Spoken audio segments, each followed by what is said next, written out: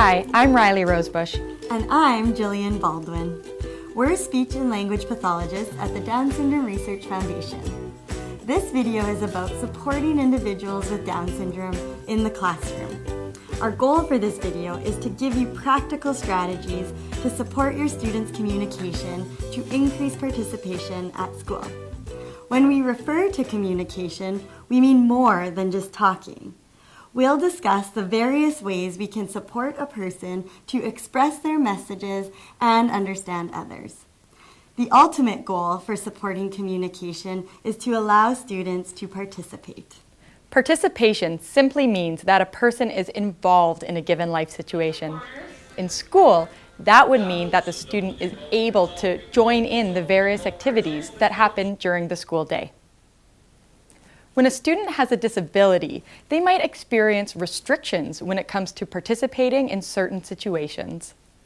Our job as educators is to identify and remove these barriers so that the person can be included in the activities of school life. Also determining what skills the student may be lacking to participate in an activity, and then spending time pre-teaching or practicing those activities just create the opportunity for the student to be more successful. To adequately identify learning barriers and set appropriate goals, we will consider the interacting factors of the individual student, the learning environment, the specific task at hand, and then finally, strategies and supports we can use to help a student to access and succeed in an activity. Let's begin with the student-specific factors that need to be taken into account when designing an inclusion plan. Our goal is to remove barriers to learning and respond to our students' needs. So, get to know the factors that make it easier or harder for a student to learn and interact. These internal student-specific factors, which we will discuss one by one, include health issues, perceptual and sensory skills, fine and gross motor skills, cognitive or learning skills, and communication skills. So, how many stars do you have? One, two. To learn more about your students' individual factors, we recommend communicating with the student's parents and support team. Contact parents, speech and language pathologists, occupational therapists, physical therapists, behavior consultants, and any other professionals who might have information about the student's learning and developmental needs. It's a team effort. The first student-specific factor to consider is health. Health issues and complications inhibit your ability to attend to what's around you, participate in learning activities, and gain life experiences. Simply put, when you don't feel well, you have less energy to pay attention and take part. Even a poor night's sleep can deplete your resources for the whole day. Keep in mind that individuals with Down syndrome tend to have more health issues, but also have a harder time expressing those internal feelings, such as pain and sickness. This means that communicating with the parents and then keeping an eye on the student's health symptoms is essential. They just might not be able to tell you when something's wrong. Other student-specific factors that can greatly influence a child's day-to-day success include amount of sleep. People with Down syndrome are more likely to experience sleep disturbances, such as obstructive sleep apnea. Nutrition. People with Down syndrome are more likely to have gastrointestinal issues, allergies and sensitivities, or other issues with eating that impact the quality of nutrition they receive. Amount of physical activity. Low muscle tone makes it easier for students to fatigue during activities. Too much or too little physical activity can impact a student's readiness to learn and join in. Mood. Like all of us, students with Down syndrome are susceptible to mood changes. However, they may have fewer strategies and communication skills with which to appropriately express their feelings. Internal motivation. Research suggests that people with Down syndrome have an overall lower level of internal or intrinsic motivation. This means that they are less likely to want to do something just because. This is especially true for new or less preferred activities. We need to consider how we can make the activity more motivating, perhaps by adding some rewards or incorporating their interests. If there's any way to take the academics or the activity that you're doing and put the spin of turning it into a game, is going to increase the likelihood that the student is going to want to participate and enjoy the time doing the activity as well. Another strategy that helped the students I've worked with to be successful was always ending with a preferred activity. So we always ended with something fun and enjoyable. For more information about the common health and psychological issues that affect people with Down syndrome, please see the websites of the Down Syndrome Research Foundation or the National Down Syndrome Society. Next, individuals with Down syndrome may have perceptual or sensory challenges. This means difficulty taking in, tolerating, processing, and interpreting what you see, hear, smell, and feel. Students may exhibit certain behaviors to try to calm themselves and make sense of their environment. These behaviors are often their way to stay regulated in a world that can be overwhelming. So for example, many children with Down syndrome do tend to exhibit increased need for sensory input in the classroom. And so that might look like a child sort of moving around in his chair a little bit, or just moving constantly or fidgeting at his desk. An important guideline to follow is that individuals with Down syndrome can often remember and understand things better if they can see them rather than just hear them. This is because visual processing tends to be a relative strength compared to auditory or sound processing. So adding visuals can really support memory. Hearing impairment is very common among people with Down syndrome, and families are encouraged to have a hearing and ear health check done at least once a year. If a student has difficulty with hearing, they may react less or more intensely to sounds than other children. We also must keep in mind a student's gross and fine motor skills, which are likely to be delayed in Down syndrome. Low muscle tone, lax joints, and sensory differences all contribute to motor learning difficulties. Movement difficulties can be a major restriction in participating in school activities, such as walking from classroom to classroom, writing your name, or opening your lunch kit independently. And if you really think about it, activities with motor demands are presented to a student constantly throughout the school day. Sometimes it might look like a student is refusing to do an activity, but the activity is really just too difficult within the time constraints at hand. We need to recognize where motor challenges are limiting a student's ability to participate, and see if we can add supports or modify the task accordingly. So individuals with Down syndrome have low muscle tone, which means that their joints are lax and their muscles have a lot more flexibility. So they don't have that tension in their muscles that we generally would need to help support ourselves in an upright position. By the time they come to school, their gross and fine motor skills are not nearly as well developed as the typical peers, and yet they are expected to sit, to write, to stand, to kick a ball, to walk up and down stairs. The next student-specific factor to consider is one's cognitive skills, which enable us to process, analyze, and understand information. Some of these skills that tend to be relatively weaker in Down syndrome include attentional processes, remembering the words you want to hear and use, reasoning and problem solving, abstract thinking, sequencing and organizing information, and generalizing skills to new situations. These skills are required at almost any given moment in the classroom. For example, students are often expected to pay attention to and carry out a teacher's instructions. Think about a student given instructions to take off your coat and shoes, put them in your locker, and then find your seat and get out your homework. Instead, the student goes to the art area and appears to ignore her teacher. Ignoring or refusing is one interpretation of the behavior, but think about how we could modify our instructions if we took one of these interpretations instead.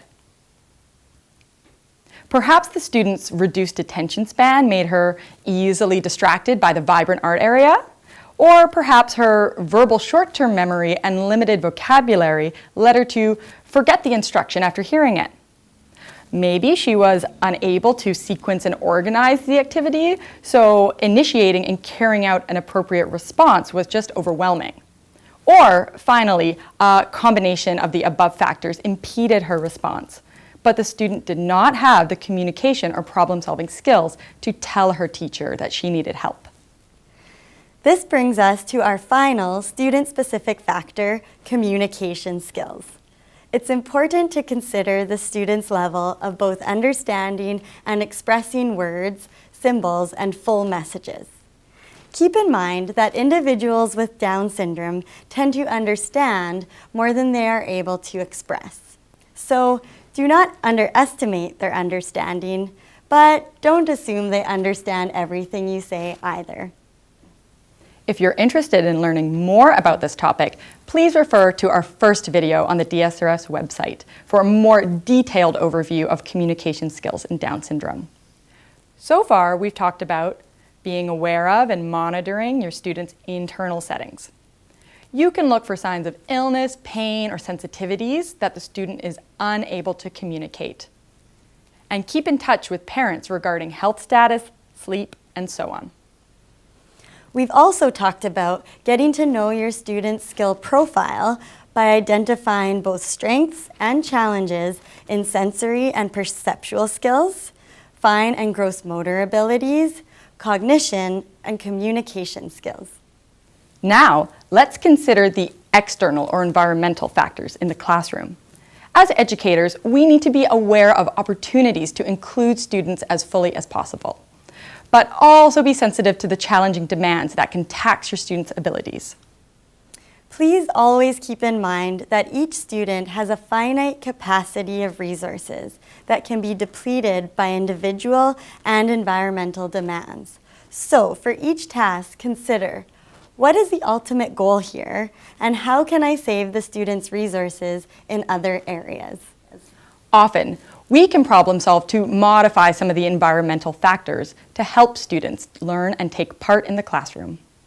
Let's think about making the most of the following 4 tactics: creating a sensory-friendly environment, making program modifications, using adaptive equipment, and providing personal support. When it comes to sensory and perceptual challenges in the environment, it's helpful to reduce distractions as much as possible.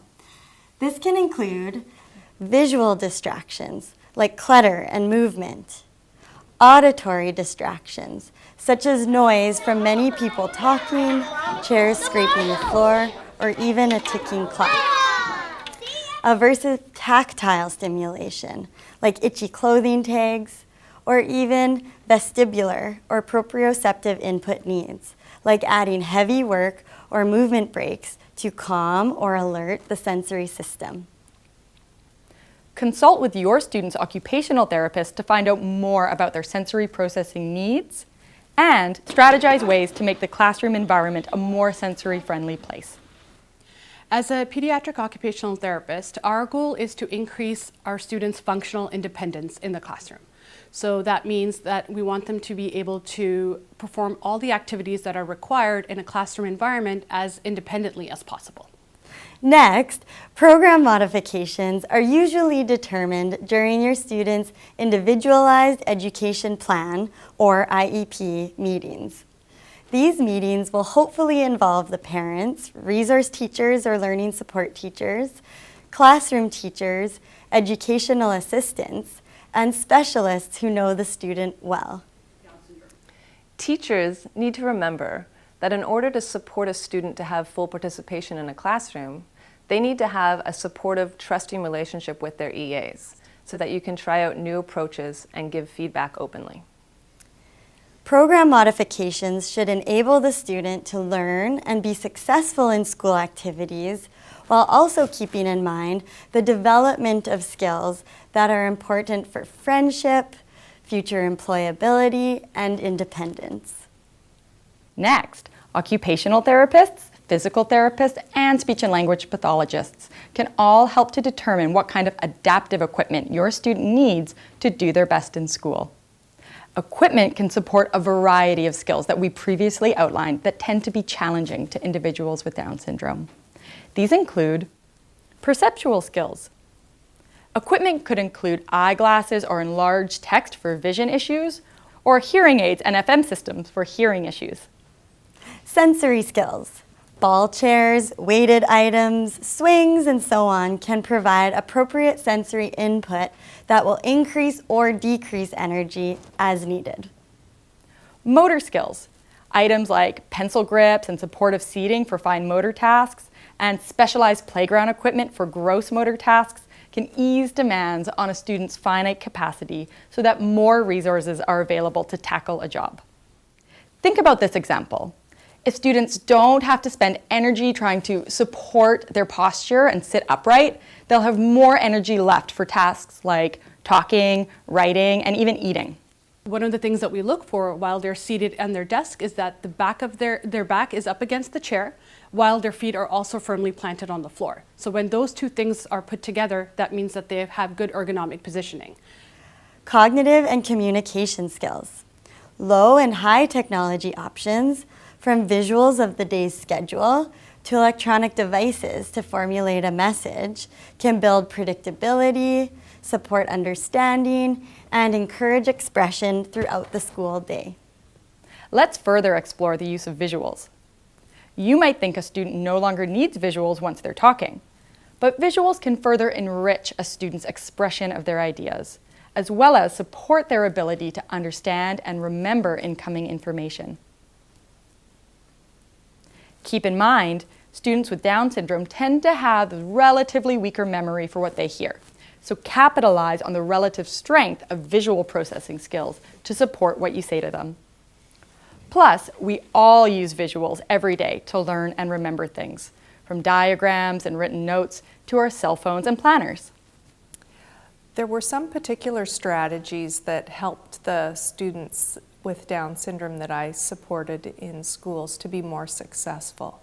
Some of those strategies were using visuals and always having blank visuals available that could be filled in with a quick story of what was going to happen, including things first and then. Now, what exactly do we mean by visuals? Visuals can include anything you can see that is meaningful and supports understanding, like demonstrations and videos, objects, photos, picture symbols or drawings, and writing. So have a blank paper or a whiteboard handy. Visuals, however, are not one size fits all. We must consider a student's ability to see and make sense of items when deciding how big or small, how complex or simple, and how abstract or concrete materials must be.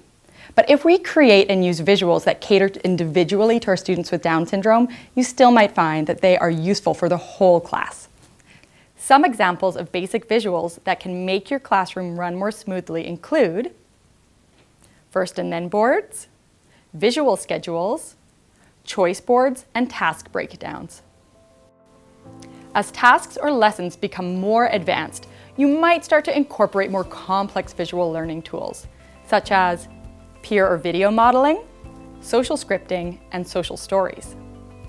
Using peers as often as possible, and even with things like grabbing an iPad and having a peer act something out, and then having the students watch that and learning from their peers repeatedly offers more opportunity for success. If these tools are new to you, speak with a colleague or SLP who has training and experience in implementing these strategies. Some students have augmentative and alternative communication, or AAC, as part of their support plan. Higher tech AAC devices can support a student's expression if their speech is difficult to understand or if they struggle to formulate messages. This can reduce current frustration while continuing progress in language and concept development. You might have seen students with an iPad equipped with a communication app, such as TouchChat, LAMP, Proloco to Go, or a pod system. Use it. Request brief training from your school's speech-language pathologist on how it works, then just give it a shot with the student. Find out who is in charge of programming the vocabulary and suggest adding keywords or concepts to facilitate class participation. Your input and ideas about what language is relevant in the classroom is vital to implement practical communication aids. The most common augmentative communication system for children with Down syndrome is a total communication approach. Total communication combines all methods of communication at a student's disposal. So you can use speech, sign language, gestures, pictures, or technology, depending on what eases communication in that given situation. This can help students to express their ideas more clearly and efficiently. As speech develops and children learn new spoken words, speech tends to gradually take over sign language or AAC. People will always take the most efficient route for expressing themselves. You can support the use of total communication in the classroom by ensuring that a student's most efficient communication strategies are always available and encouraged. So, what does this look like? The teacher modeling speech and sign language together to highlight key words. The monkey? Yeah. Where's the monkey? There's a monkey. Oh, you found. An AAC device out on a student's desk instead of stuck in his backpack. Or picture symbols with the steps to getting packed and dressed for home time inside the door of a student's cubbyhole. Give students the easiest and most effective way to communicate right now, remembering that this may change over time. Finally, personal support means the people around your student who work to facilitate participation. Teachers, educational assistants, therapists, and peers who interact with students with Down syndrome can follow some guidelines to optimize their exchanges. The first guideline is how to deliver information to support comprehension, which means their level of understanding. The following strategies are based on the relative challenges more commonly seen in Down syndrome in regards to attention, verbal short-term memory, abstract thinking, and organization. So, keep your sentences short and simple, delivering one key piece of information at a time. Emphasize keywords with your voice too. Speak at a slower pace, but keep it natural. Use concrete and specific words.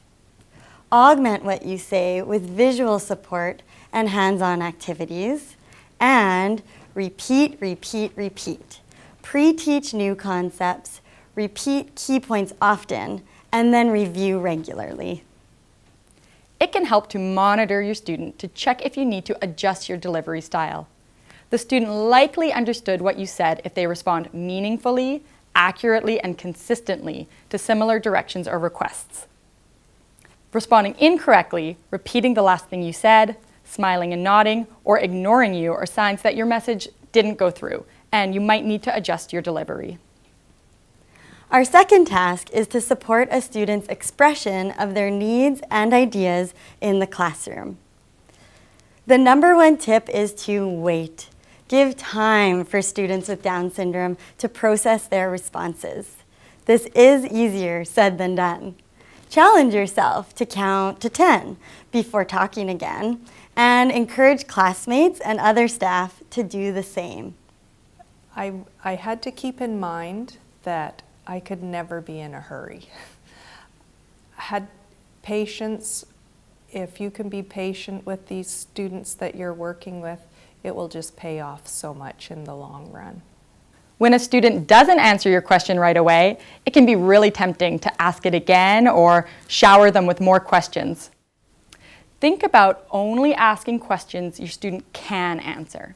Keep in mind that some types of questions are easier to understand than others. When and why questions are more abstract than the concrete who, what, and where questions. The easiest type of questions to answer is a choice question.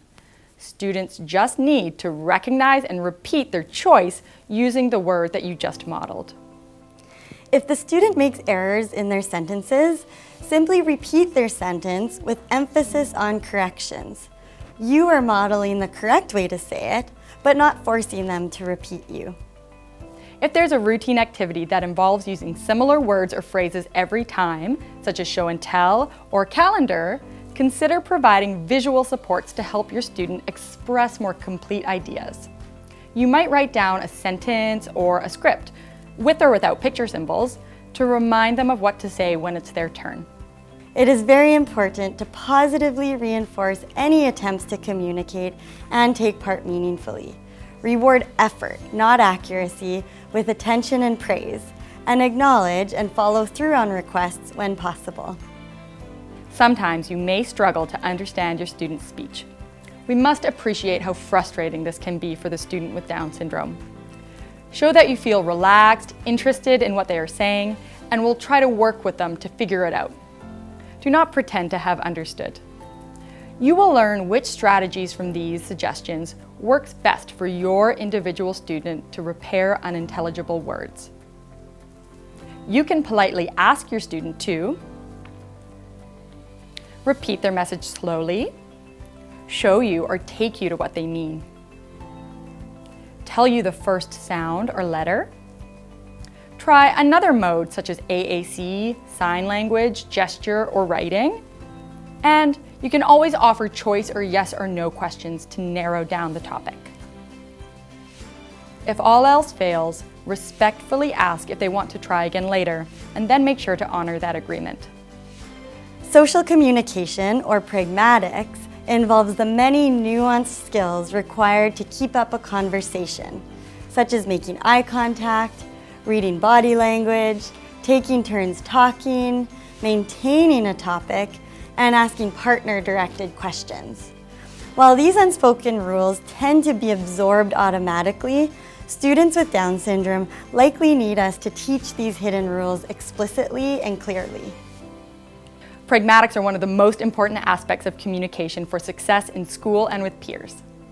Even if a student has limited expressive language, strong social communication can help students with important social skills such as taking turns, waiting in line, sharing toys, greeting friends and staff, and expressing interest in other people.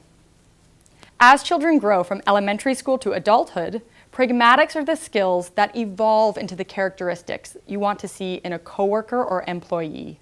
Other thing that leads to success is for them to have good social skills. So if they can do interactions with others, if they know how to act and behave in social situations, that leads to the possibility of being able to keep and maintain a job and to having more success in their lives.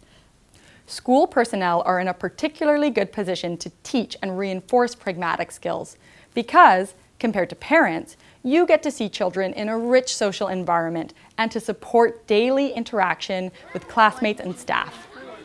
Effectively teaching and supporting positive social skills is one of the most important things you can do for a child in your school. You can do this through modeling. You show exactly what to do in a given situation. Scripts. Create scripts for common interactions to teach the student what they can say and do. Role play. Practice and rehearse these scripts in advance. Visuals. As always, include visuals of the rules and scripts to support the student's understanding, learning, and memory. Prompting. Cue the student to use the skills they have practiced in the appropriate moment. And then give specific feedback immediately after the student's attempt. Focus on what they did well in order to increase the chances that they will do it again in the future. Keep these tips in mind if you want your student to learn a new behavior for a given social situation. For example, if you want to practice saying hello in the morning or asking a friend nicely to play. So, Considering the demands the school environment places on a student, let's summarize the changes we can make to support them. Use supportive strategies that work for the student, such as predictable schedules and choices. Modify or reduce triggering factors as best as you can, such as unmanageable demands and aversive sensory input. And finally, when personal or environmental challenges cannot be controlled, adjust your expectations and provide extra support. For example, on a day following a poor sleep, can you insert more breaks in the afternoon when a child tends to feel tired and less engaged? Let's apply some of these principles to a moment of the school day that tends to be a top concern for teachers: transitions. Why might a student struggle to stop what they are doing and move on to the next activity? The student may not understand what they are supposed to do next. We can be considerate of these needs by providing warnings. Warn the student when there are 5, 3, and 1 minute left, and then count down the last 10 seconds. Transitions can feel like they came out of nowhere, and the student needs time to wrap up what they're doing and prepare themselves for what's next. Visual schedules. Seeing the plan can help the student to remember what to expect and then to prepare for it. Transitions can often be made smoother by showing the student the fun activity that will come later in the day. Transition objects or activities. Some students can be really overwhelmed with constantly moving on to new activities or places. If you offer a student an incentive that they get during or just after they move on, this becomes a transition object. Sometimes a special, comforting object, like a favorite action figure, can help ease particularly difficult transitions. Or brief activities, such as blowing bubbles or singing a song, can make a transition more appealing. A common example from many preschool and kindergarten classrooms is the cleanup song, which brings a fun and expected routine to ending play. Giving enough time. Going through all the steps of an activity or transitions can take longer for students with Down syndrome, so budget enough time to prevent the student and you from feeling rushed and overwhelmed. Addressing problem behaviors like this can take time and requires a team approach. Try to change your focus from reacting to problem behaviors to predicting and preventing them from happening in the first place. To summarize, when we notice and reward what we want students to say and do, and optimize our directions and responses, you're likely to see more of the behavior you hope for in school. Remember to also teach peers what to say or do so that their very influential reactions will reinforce the interactions and behaviors we want to see. This brings us to the end of our video. We hope we gave you practical ideas for supporting your students' comprehension, expression, and pragmatic skills to maximize their participation in the classroom.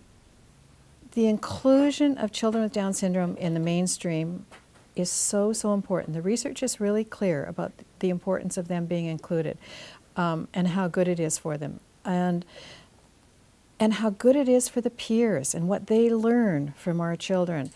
To help you along the way, there are a variety of professionals who can each offer different insights and strategies tailored to your individual student.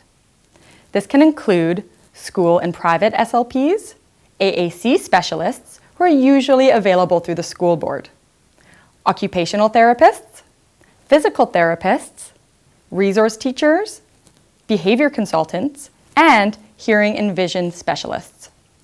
Collaboration with your team of professionals is key to successfully addressing the diverse needs of your student. We want to leave you with a thoughtful perspective shared by a mother of a girl with Down syndrome in elementary school.